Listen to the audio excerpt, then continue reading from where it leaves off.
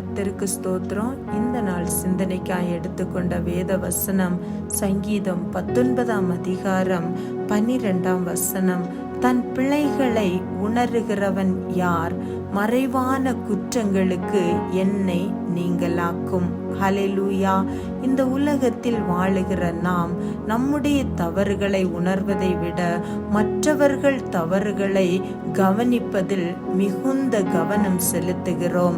இந்த வேத வசனத்தில் சங்கீதக்காரனான தாவீது தன் பிழைகளை உணர்கிறவன் யார் என்ற கேள்வியோடு துவங்கி தன் குறைகளை அறிக்கை செய்வதை பார்க்க முடிகிறது.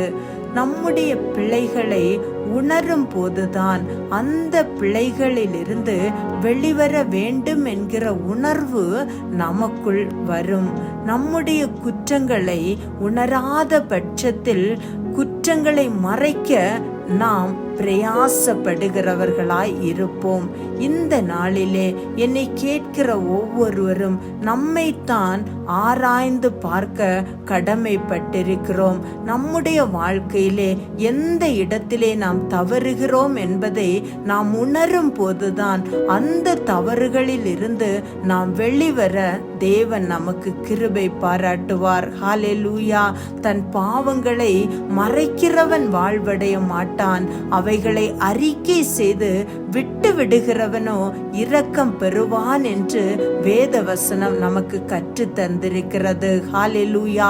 நம்முடைய குறைகளை நாம் மறைத்து வைக்காதபடிக்கு அவைகளை தேவ சன்னிதானத்திலே உணர்ந்து அறிக்கை செய்யும் போது தேவன் அந்த குற்றங்களை நம்மிலிருந்து நீக்கி நாம் அந்த குற்றங்கள் செய்யாதபடிக்கு அந்த பாவ அடிமைத்தனத்திலிருந்து அவர் நம்மை விடுவிக்க வல்லமை உள்ள தேவனாய் இருக்கிறார். சங்கீதக்காரன் தேவ சன்னிதானத்திலே வேண்டிக் கொண்டது போல மறைவான குற்றங்களுக்கும் துணிகரமான பாவங்களுக்கும் என்னை விலக்கி காரும் என்று நாம் தேவ சன்னிதானத்திலே வேண்டிக் கொள்ளும் போது அவைகள் நம்மை ஆண்டு கொள்ளாதபடிக்கு தேவ கிருபையினாலே நாம் அந்த பாவ சாபங்களிலிருந்து வெளிவர தேவன் நமக்கு உதவி செய்ய அவர் வல்லமை உள்ள தேவனாய் இருக்கிறார். இந்த நாளிலே அறிக்கை செய்வோமா?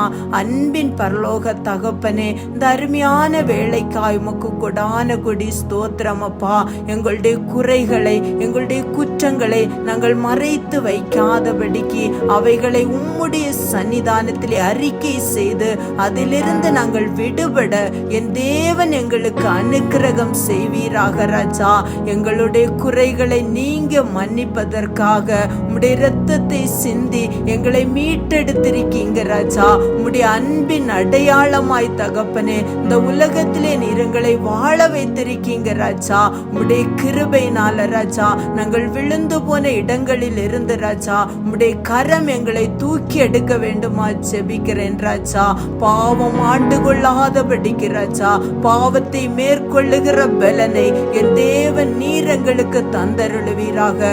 கிருபை சூழ்ந்து கொள்ளட்டும் இயேசுவின் மூலம் பிதாவே. ஆமென். ஹல்லேலூயா. May God bless you.